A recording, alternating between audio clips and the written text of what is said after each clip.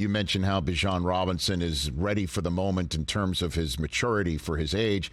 Kind of feel the same way about your quarterback from outside in, and I'm wondering what Desmond Ridder looks like to you prior to his first ever Week 1 season start in the NFL, Coach. Well, he's a confident player, and he should be. There's not any false bravado. He doesn't need any hype guy. I mean, he's got a lot of confidence because he's got evidence of doing it.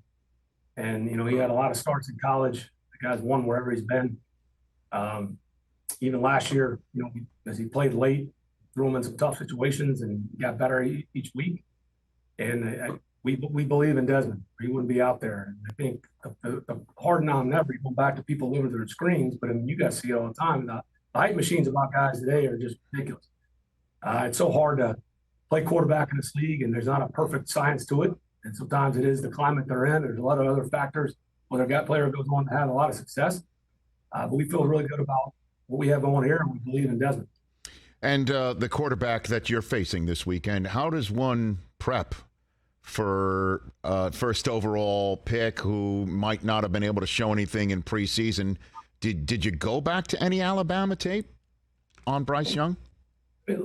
There's so much in Week 1. I mean, I'm sure last night there was between Detroit and Kansas City, they probably had some new wrinkles, and maybe they playing an educated guess of what you think you're going to get from Mahomes or Jared Goff. But Bryce is a talented player. He's going to play his first start, played a lot in the preseason.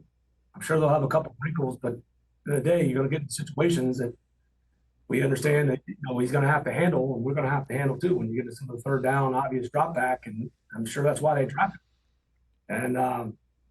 And we just got to make sure we play clean. That's happened a lot of times in Week 1. You don't want to have a lot of penalties, and you see it all over the league. And careless with the ball. We need to play smart, get into this game. But there's going to be a lot of unknown on both sides.